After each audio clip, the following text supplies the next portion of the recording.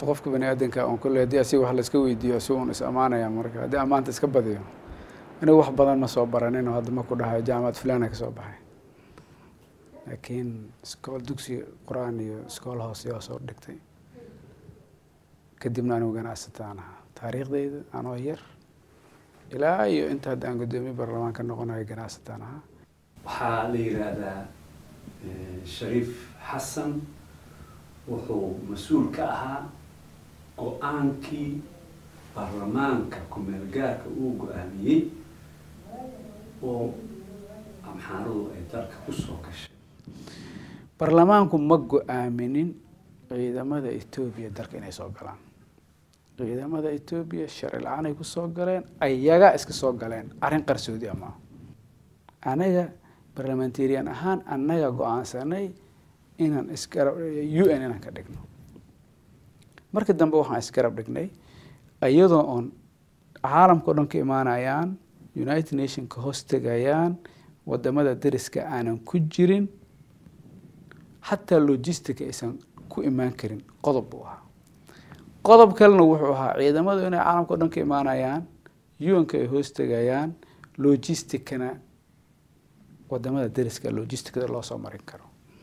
labada qodob baa loo codeeyay waxa codkiisa batay midka logisticada wadamada dariska la soo maray marka wixii uu baarlamaanka tiradii meeshii u badatay marka aniga inaan go'aamiyo sheegaa la iga rabaa marka anigu markaas kii codka batay baan sheegay isqaysiga xorriyadda Soomaaliyeed hal sano aan gaar waxaa dhexdiisa waxaa ku yimid khilaaf siiba madaxa sare basiskiisu sarkiisu asaaskiisu khilaafka علي وكفت هنا دام كدر أنا وهم قوا ما هذا سر وايد ويش الصوت أختاني قداس فكر كسوة كهجد سنة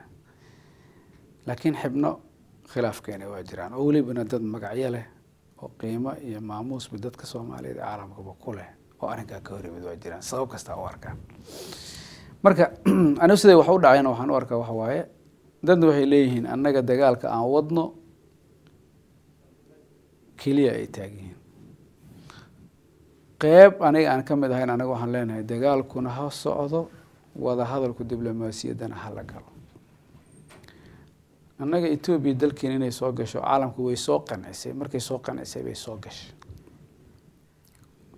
تدورنا صوماليا وحي كليهن عالم كون خيانة يا ودت كان أنا ولا سوقن يموجي عالم كان أنا نمن نعبنا عالم كان كملنا مركا أنا جن إن قن إنه عالمك